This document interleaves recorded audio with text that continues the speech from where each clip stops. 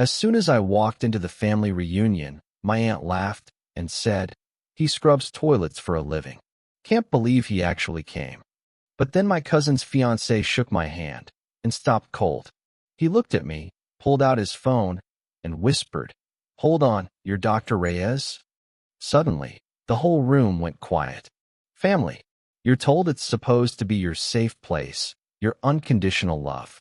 But for me, my family was a constant, stinging reminder that I was never enough. And the moment I finally confronted that brutal truth, everything, and I mean everything, came crashing down. For over a decade, I was an invisible stain to them, something they were embarrassed to acknowledge but couldn't quite scrub from the picture. I'm Mateo Reyes, 33, and I hadn't been to a family reunion in years, not by accident. I stopped going because I was sick of being the punching bag, the scapegoat for every petty grudge, the outsider who was never good enough to be invited inside. Growing up, I was the quiet one, the odd one out. My cousins were loud, flashy, always competing over cars and vacations.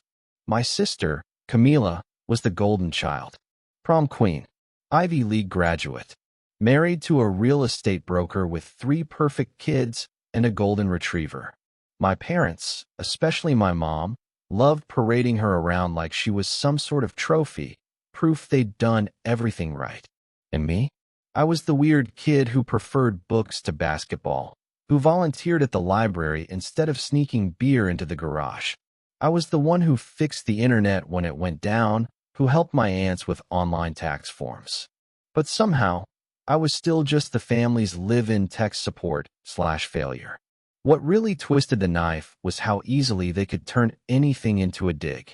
When I took a year off after high school to care for my sick grandfather, the only person who actually treated me like a human being, they whispered that I was too lazy for college.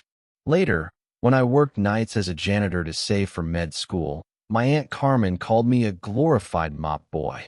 I remember her cackling, a glass of cheap Chardonnay in her hand, telling my mom, "At least my son's in finance, not scrubbing toilets in the ER like Mateo." I was standing 2 feet away. She didn't even bother to lower her voice. But I never fired back. Not once. I swallowed it, over and over again, because I knew something they didn't. I was building something. See, the same year they laughed at me for mopping floors, I got accepted into one of the top pre-med programs in the country. I studied during lunch breaks.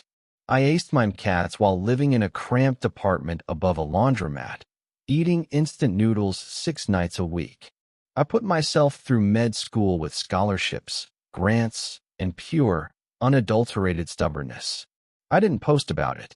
I didn't share graduation photos or announce my residency match on social media. I didn't need to prove anything. Not to them. But this year, my cousin Lucas was getting engaged, and the reunion was doubling as a celebration. And for some reason, a moment of sheer masochism, maybe just plain curiosity, I said yes to the invitation. I booked a ticket back home for the first time in 11 years. My mom sounded stunned when I told her I'd be there. "Oh, well, that's nice," she said, her voice tight, like she didn't know how to feel. She probably expected me to cancel last minute, like always. I didn't. The event was held at some rented vineyard outside San Diego. My family always liked to pretend they were richer than they were. The kind of place with string lights, overpriced cheese plates, and an outdoor patio perfect for pretending to be picture perfect. I arrived in a simple charcoal suit. Nothing flashy, no designer sunglasses, no Rolex. Just me. The moment I stepped onto the patio, I saw the same dynamic I remembered. My mom fussing over Camila's kids while Camila accepted compliments like royalty. My uncle Eduardo bragging loudly about some stock tip he gave his neighbor that tripled overnight. And Aunt Carmen, still clutching a wine glass, standing in the middle like she was the queen of the damned place. The air was thick with that strange combination of fake affection and real judgment that only a family gathering can cook up. I didn't even get to say hello before Carmen spotted me. Well, she said, turning to the people around her. "Look who finally decided to show up." Thought you'd gotten lost in a sewer somewhere, Mateo. The group around her chuckled, even though it wasn't funny. She took a sip of her drink, then added with a smirk, "He cleans toilets for a living, you know? Can't believe he even showed up." For a second, I just stood there. I could feel the heat rising in my neck, but I forced a smile. "Hi, Carmen. Good to see you too." I glanced around. "Nice place." She raised an eyebrow, unimpressed. "Must be a little fancy for you, huh?" Before I could answer, someone stepped up beside me. A tall guy in a slate blue suit with a sharp jawline and nervous eyes. "Hey, you must be Mateo," he said, reaching out his hand. "I'm Jared. I'm Lucas's fiancé." I shook his hand firmly. "Nice to meet you." He didn't let go right away. His grip tightened just slightly. His brow furrowed. "Wait," he muttered, eyes narrowing. He pulled out his phone and started typing something. Then his eyes widened. "Wait, you're Dr. Reyes?" "Mateo Reyes." The entire patio seemed to pause. Carmen actually froze mid-sip. Jared looked back up at me, his face pale now.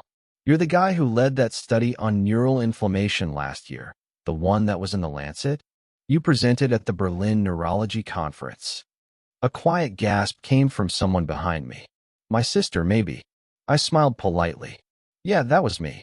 Jared stared at me like I'd just grown wings. "My mentor at Stanford used your work in a case study. Said your paper changed how they approach post-concussion treatment.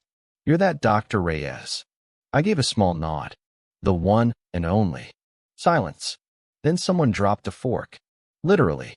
It clinked against a wine glass, and everyone jolted like it was a firecracker. Carmen's mouth opened, but no words came out. Her eyes flicked to my suit, then my face, then back to Jared. "I thought you were a janitor," she said slowly, as if her brain couldn't quite compute. I turned to her, still calm. "I was, and I'm proud of that." No one laughed this time. The smug little smirks disappeared like smoke in the wind. But that was just the spark. What happened next? That was the wildfire. And trust me, it wasn't just Carmen who got burned. The moment passed like a stone sinking in still water, slow, rippling, uncomfortable. Jared blinked, still visibly stunned. My Aunt Carmen, meanwhile, looked like someone had slapped her with a tax audit. She tried to laugh, that breathy fake chuckle she always used when her ego got bruised. "Well, I mean, anyone can be a doctor these days," she muttered, waving a limp hand like it was no big deal.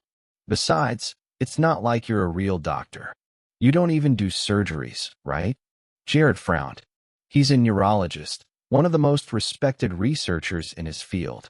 "Researcher?" "Sure," she said, sniffing. "I thought doctors actually saved lives, not sat around writing essays." I didn't respond. I didn't need to. The silence was doing the work for me. Still, it was clear Carmen wasn't going to let go easily. I could already see it behind her eyes, that scrambled attempt to reassert dominance, to find some narrative that still kept me below her in her imagined pecking order. She nudged Uncle Eduardo with her elbow, whispering something that made him frown and glance at me sideways. It didn't take long for the whispers to spread. My cousin Isabella avoided eye contact. My mom looked conflicted. She didn't smile, didn't say a word, just sipped her rose and adjusted her sunglasses. Camila, on the other hand, came over with that perfectly measured, "I'm pretending to be happy for you, but I actually want to crush your spirit" grin. "Mateo," she said in that sing-song tone, leaning in for a cheek kiss. "Wow, a doctor. Who would have guessed?" She chuckled and pulled back. "I mean, considering you barely scraped through high school." "I graduated summa cum laude," I said calmly. She blinked, caught off guard. "Oh, well, that's nice." "I got into Stanford for residency," I added, my voice polite. "Turned it down for Johns Hopkins." Her smile tightened. "You didn't mention any of this to Mom," she said. "I didn't think she was interested," I replied, letting the weight of that truth hang in the air. My mom hadn't asked me a real question about my life in over a decade. Not once. Camila tilted her head. "Well, I'm glad you're doing well. It's inspiring." She paused, then dropped her voice. But maybe tone it down a bit tonight, okay? This party's about Lucas. There it was, the first attempt to shove me back into my box. I haven't said anything about myself, I said softly. Other people did. Camila patted my arm like I was a child and walked away. I stood there, watching her drift back to her circle of admirers, laughing a little too loudly as if to reclaim her spotlight.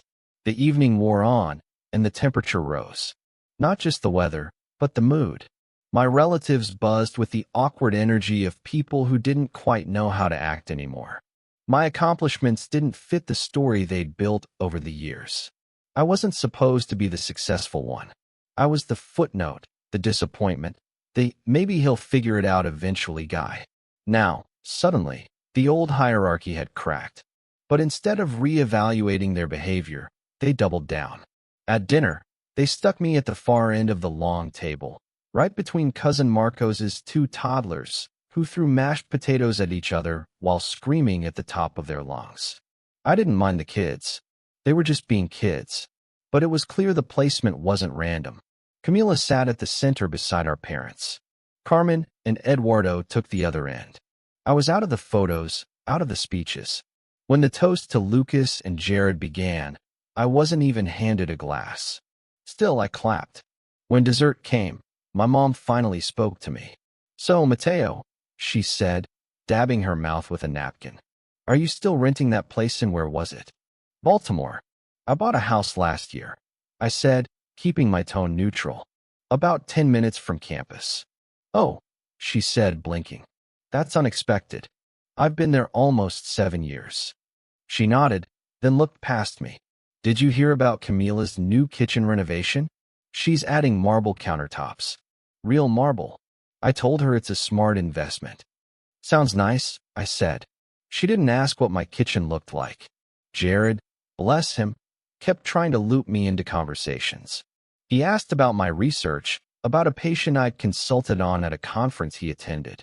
But every time he did, someone else in the family would pivot hard, changing the subject to Camila's kids, or Uncle Eduardo's golf tournament win, or Carmen's vacation photos from Cabo. Later, when the music started and people drifted to the patio again, I stepped outside for air. That's when I overheard them. Carmen's voice first.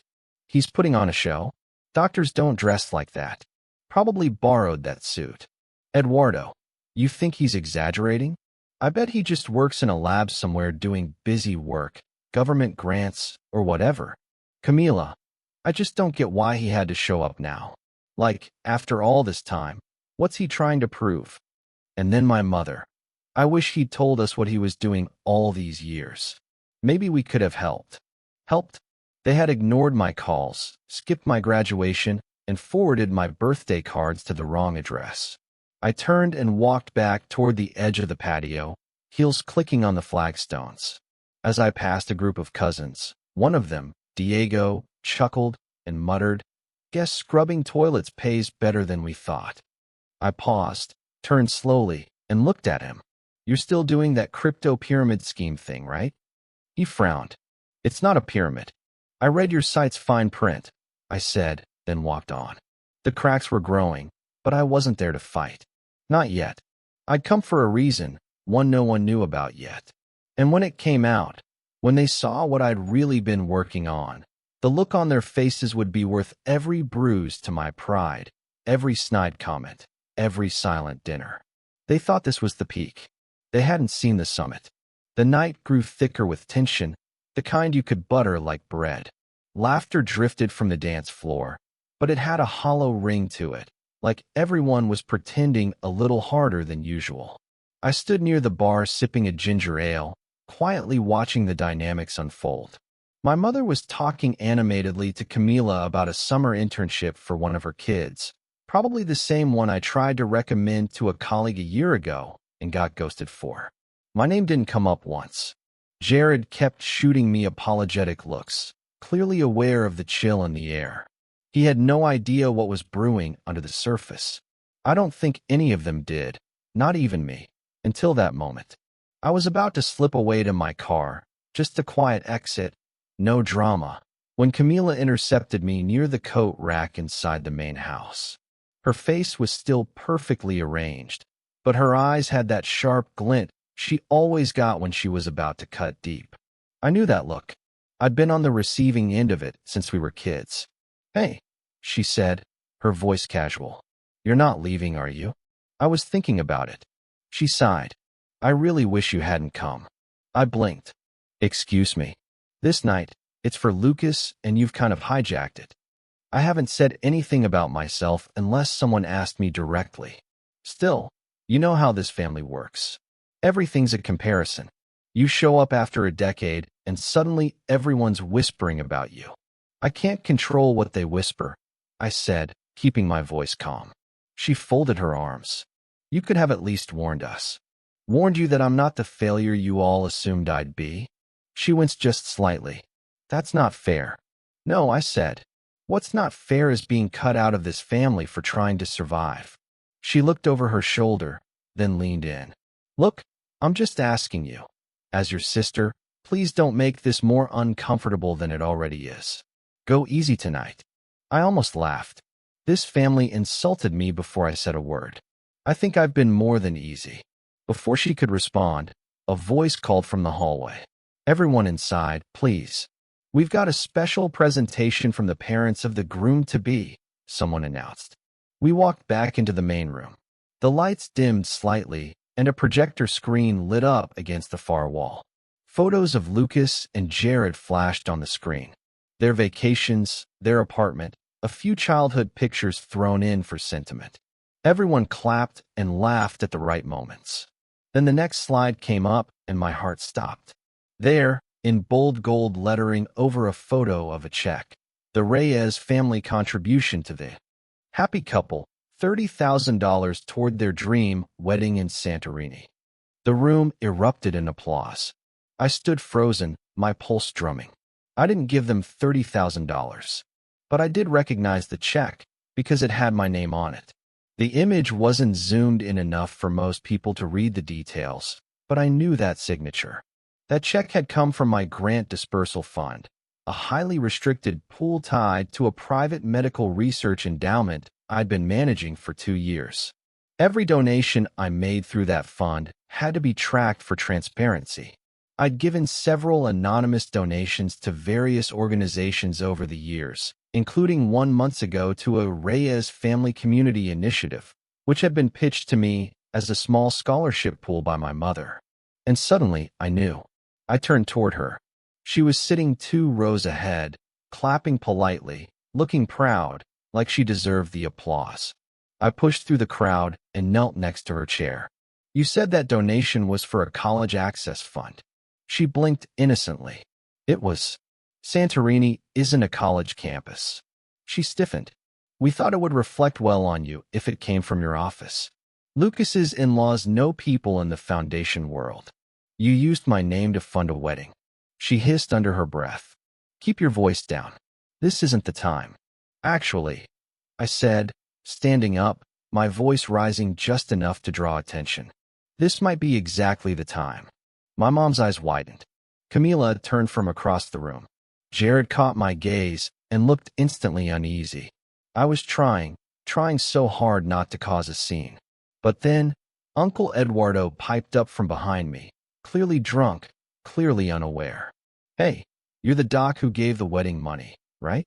Carmen said it was your way of buying your way back into the family." And just like that, the oxygen got sucked out of the room. Everyone turned. I looked at Carmen.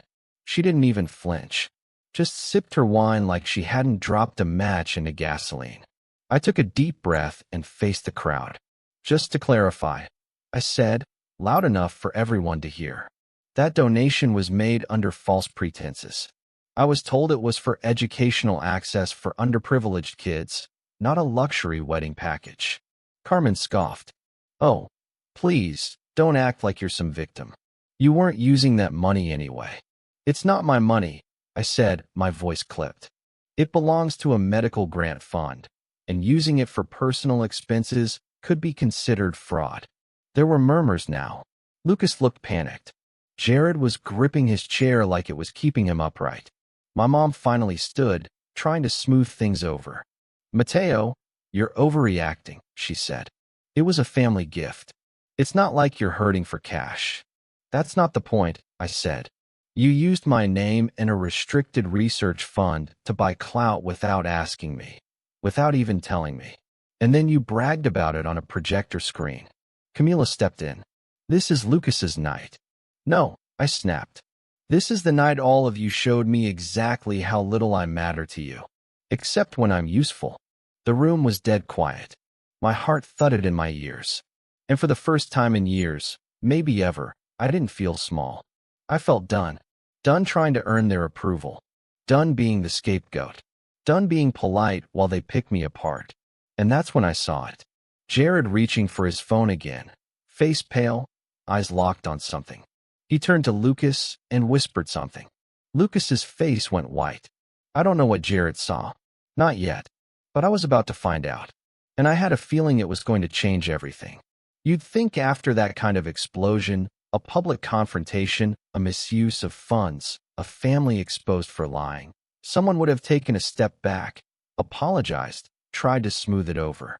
But that's the thing about people like my family. They'd rather bury a truth than confront the shame of it.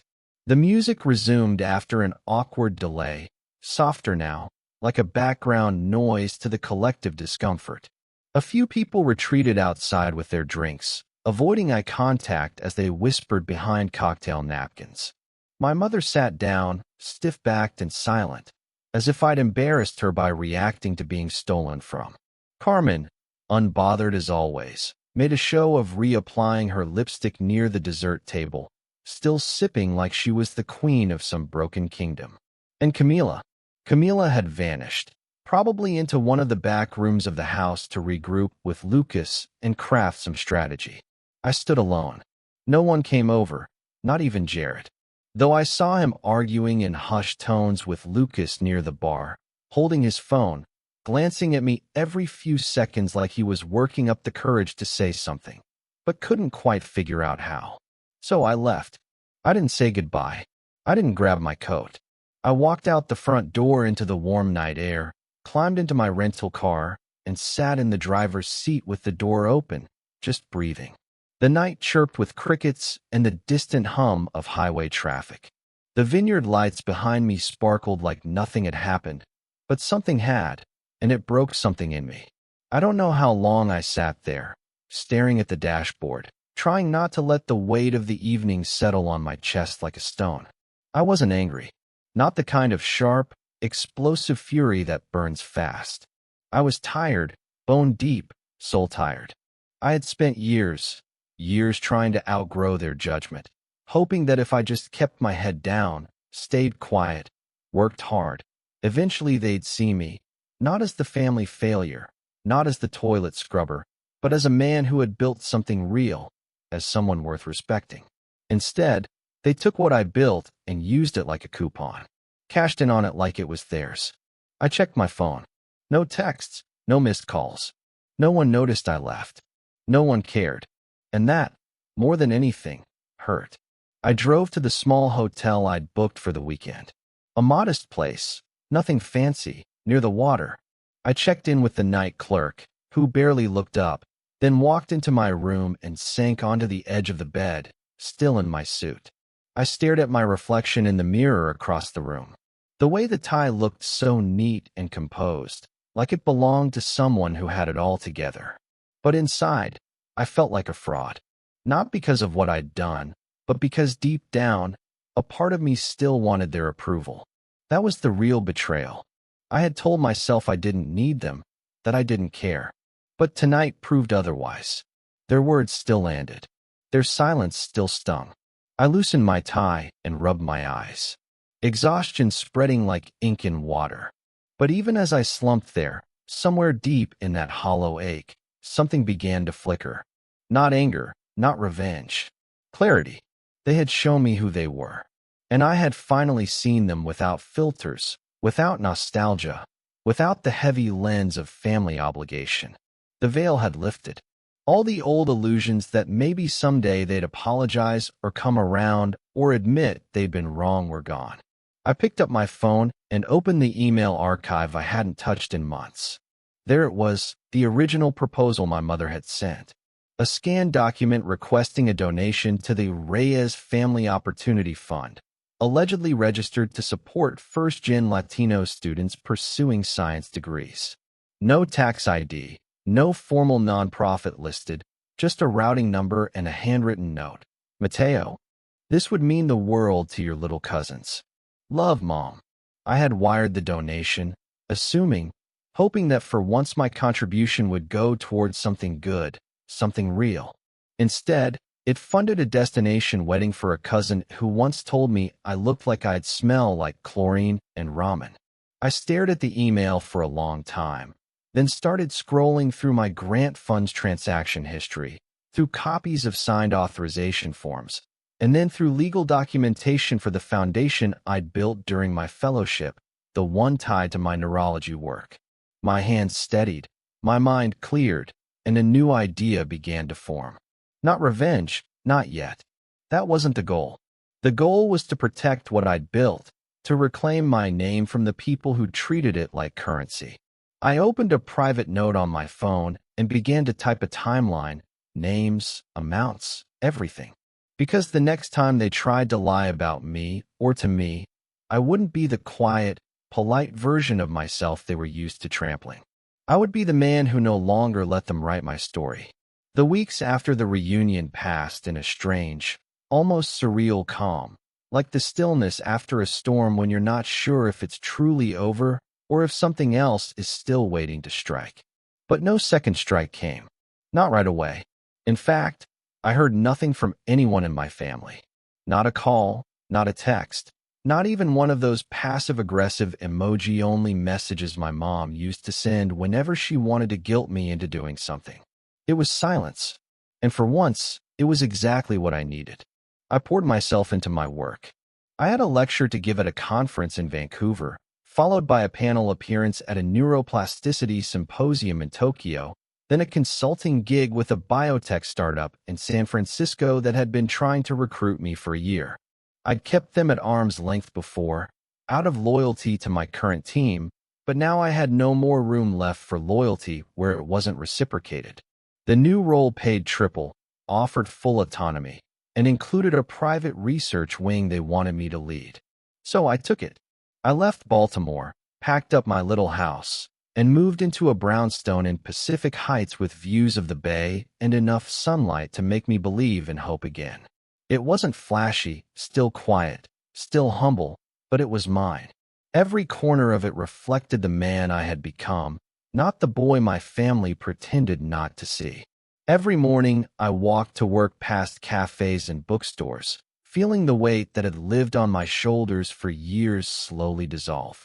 There was no one looking over my shoulder, no one questioning my worth, no one dismissing me with a smirk or a joke. Only me, my name, my work, my choices, and people who finally respected them. One afternoon, about 3 months after the reunion, I was invited to deliver a keynote at a global neurology summit in Geneva. My team had recently published a breakthrough on early detection of CTE in athletes, and it was gaining traction fast. What started as a small study done in borrowed lab space now had funding, press, and real impact. The kind of work that mattered. After my presentation, a packed hall, standing ovation, photos with a few grad students who called me their career inspiration, I sat in the green room with a drink, answering a few messages. One in particular made me pause. It was from Jared. "Hey, we haven't talked since that night. I just wanted to say I'm sorry for everything. Lucas and I broke up." I blinked, reread it, then tapped out a reply. "Hope you're okay. That can't have been easy." A minute later, "He lied to me a lot about your family. About you. I only figured it out after the honeymoon when I went through some of the invoices. The check from the fund wasn't the only thing misappropriated." And just like that, my fingers hovered over the screen, frozen again, because that word misappropriated wasn't a small word, especially not in the world I now lived in. That night, I couldn't sleep. Jared and I ended up talking on the phone for over 2 hours. He walked me through everything he'd found, from bank transfers under fake nonprofit names to receipts for donations redirected to personal credit cards, to my own name being used again on emails I had never seen before. Apparently, Lucas and Carmen had been running a web of connections to make themselves appear connected to medical and academic donors, leveraging my reputation for their own social currency, all while mocking me behind my back. I think Jared asked for copies. He sent them immediately, and suddenly my quiet rise became something more. I wasn't just moving forward. I was stepping into power. Over the next 2 weeks, I built a file. I gathered emails, bank statements, messages, and documents. I consulted quietly with a legal advisor from my biotech firm. Not about pressing charges, not yet, but about options, reputation protection, asset tracing, IRS red flags, fraud patterns. Turns out when your name is tied to federal research grants, your integrity matters, and so does how others use it. I also filed a quiet report with the Office of Inspector General for one of the federal agencies connected to my previous grants. Just a tip, an anonymous concern about funds misused under false pretenses linked to people claiming to represent my work. They took it seriously, very seriously. Still, I didn't speak to my family. I didn't need to, because while they were still posting filtered photos of Camila's remodeled kitchen and Carmen's rooftop wine nights, I was shaking hands with Nobel laureates and writing grant proposals with budgets in the millions.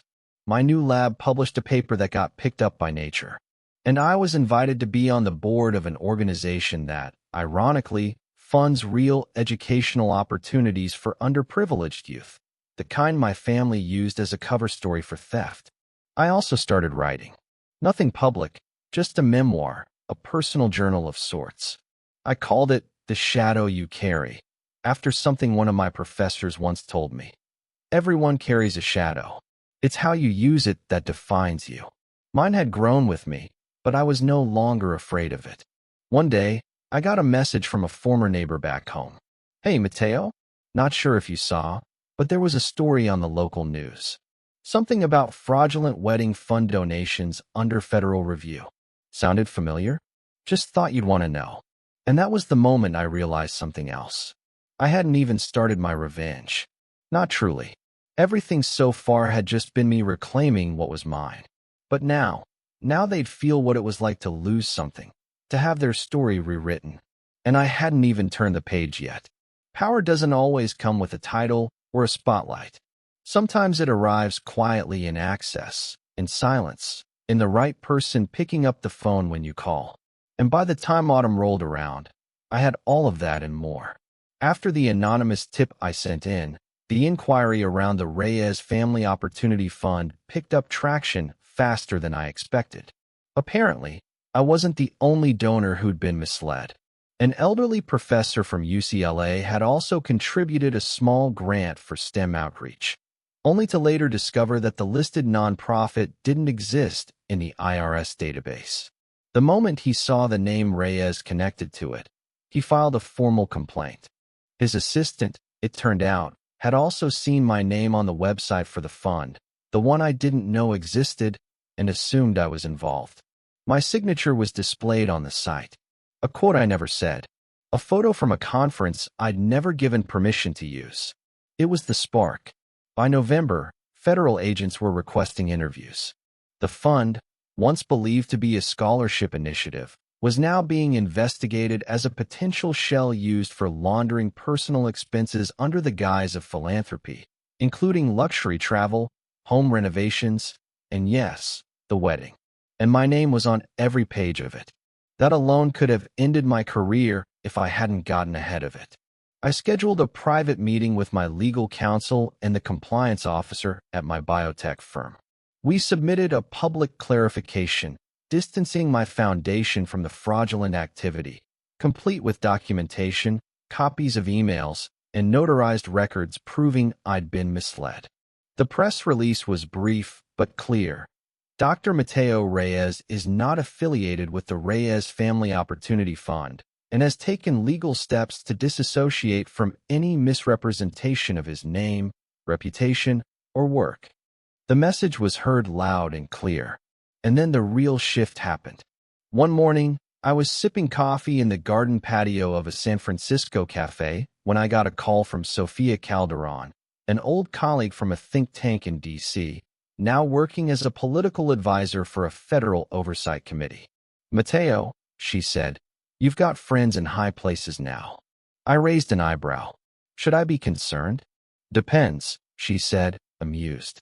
"You ever think about serving on an ethics review board? Federal, possibly." She explained they were looking for someone outside the traditional academic circles. Someone who understood the inner workings of research, but who had also seen firsthand how easy it was for names to be used, twisted, and abused for gain. Someone with credibility. And, let's be honest, a compelling personal story. It wasn't just an offer. It was an opportunity to rewrite the rules, and to do it from the inside. I said yes. 2 months later, I was formally inducted as an advisory consultant for a subcommittee on nonprofit accountability and scientific research. I was no longer just reacting to what had been done to me. I was shaping how things would be done moving forward, quietly, efficiently, with the kind of power that doesn't need noise to be effective. And still, my family had no idea, no clue that I now had access to the people reviewing their case. No idea that the committee assigned to investigate charitable fraud in the Western U.S. had just added another layer of scrutiny to their review, prompted by new evidence I supplied legally, ethically, through the proper channels. I wasn't manipulating the system. I was the system. Meanwhile, back home, things were starting to crack. Carmen's real estate business had slowed to a crawl after a local paper published a curious article about socialite donors misusing community funds. No names were mentioned, but locals could read between the lines. My mother's weekly wine and charity brunches stopped showing up on Instagram. Camila's husband was suddenly facing tax audits with several shared accounts flagged for non-disclosed external donations. They tried to pretend it was coincidence, bad luck, bureaucracy. But I knew the truth. They had been using me like a golden goose, leveraging my name and achievements to open doors, get funding, and look important in circles they didn't belong to. And now those same doors were closing, and I hadn't even spoken to them yet. I was still the ghost they thought they could control. Still silent, still watching. But behind the scenes, the web I'd spun was tightening. And then came the final puzzle piece. Jared called me again. He sounded nervous, like someone calling from a confession booth. "I didn't tell you everything," he said. I leaned back in my chair. "Go on." I found a shared Dropbox folder. Lucas had saved everything. Notes, emails, voice memos. They were planning a pitch to a tech investor under your name. Like, they literally created a deck that said "in partnership with Dr. Reyes" at the top. I felt my stomach turn, but I didn't speak. "I'm emailing it to you now," Jared continued. "It even has fake quotes. Something about bringing neurological diagnostics into the hands of underserved schools. They wanted to start a fake startup and funnel donations into it. Lucas said you'd never find out." The email hit my inbox as we spoke. It was all there. An entire business venture built on lies. A pitch full of buzzwords they didn't understand, with my face on the front page. Even worse, the draft listed several friends of mine as supposed technical advisors, none of whom had any idea they were being included. I thanked Jared, hung up, and sat in silence for a while. Then I called my lawyer. We had enough now.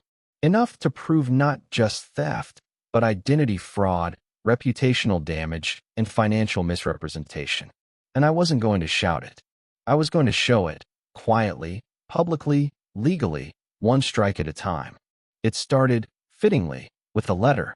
Not a dramatic confrontation, not a teary phone call, just a simple cream-colored envelope that arrived by certified mail at my mother's house in Escondido. Hand-delivered and signed for by the housekeeper who, according to a source I won't name, handed it to her while she was outside pruning her roses, still dressed in her Sunday brunch blouse. Inside was a cease and desist. It was worded plainly but precisely. My legal team had spent days drafting it, every sentence vetted, every comma carrying quiet weight. It laid out the following: that the Reyes Family Opportunity Fund had used my name, likeness, and academic credentials without my consent. That continued use would result in civil litigation. That I had the legal right to demand the return of all donated funds attributed to my identity. And most importantly, that the matter had already been referred to federal investigators. No bluffs, no threats, just facts, and the understanding that it was only the beginning. That same week, Uncle Eduardo received a similar envelope. So did Aunt Carmen. Camila's husband got one from the IRS directly, a notice of audit related to undisclosed income tied to donor partnerships flagged under her LLC.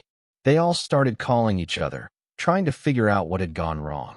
They must have suspected I was involved, but they had no proof because I still hadn't spoken a single word to them. I just let the system do the talking.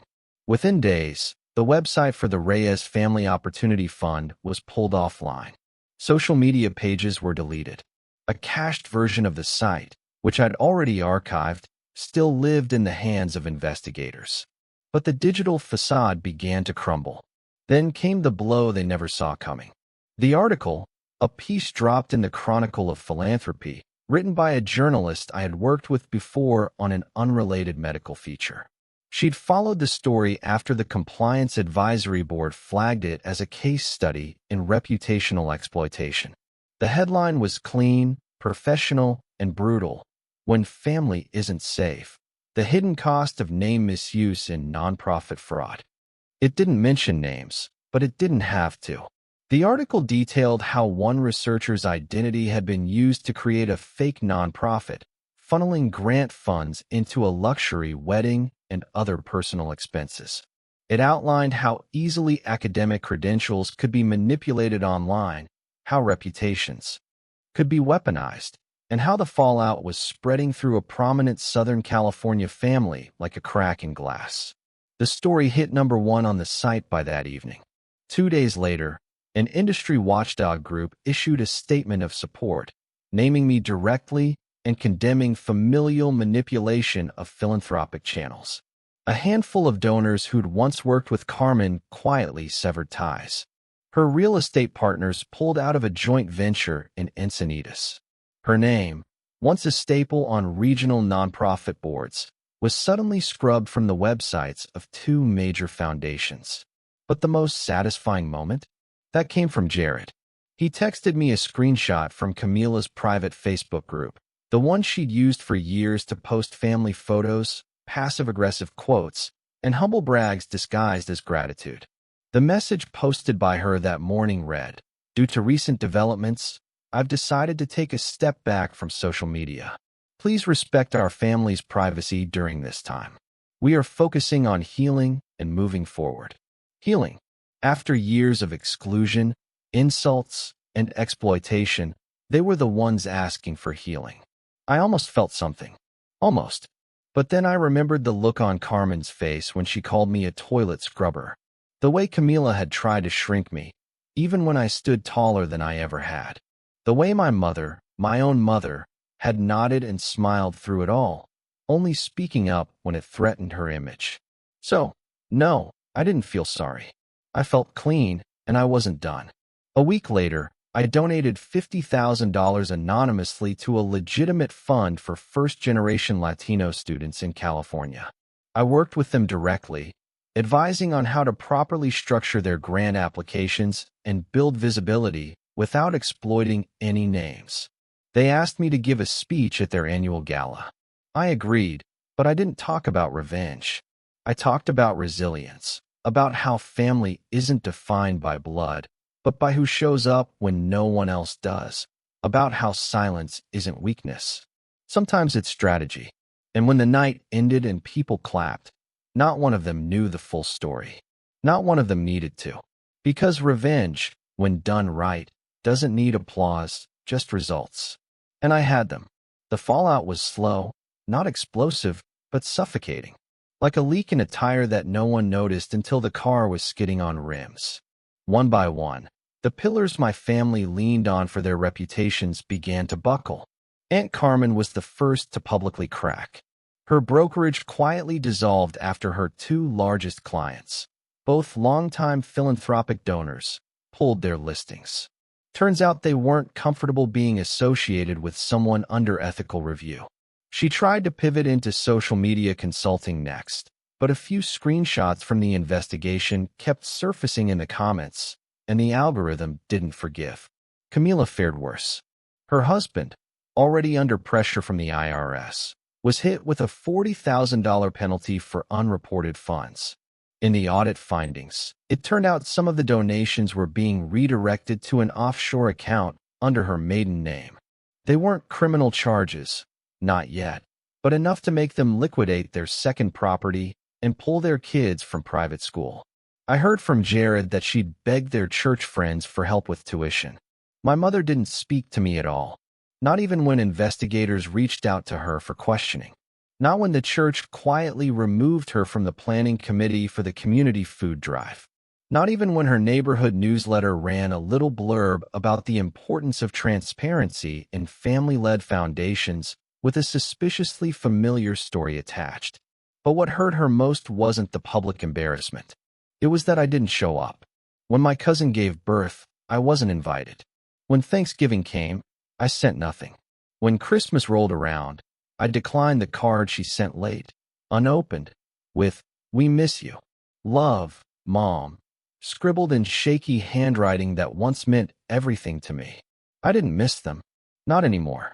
Instead, I spent the holidays with my new community, friends, mentors, and colleagues who had become more family to me than blood ever had. We toasted to the year's victories, big and small. We celebrated new research grants and new beginnings. There were no backhanded compliments, no manipulation masked as love, just peace. Earned peace. And then in late January, I received one final message, a handwritten letter from my mother. The envelope had no return address. "Mateo, we didn't know what we were doing. We thought we deserved a piece of you because we made you, because we felt entitled. I see now how wrong that was. I know you won't forgive me. I wouldn't if I were you, but I needed you to know.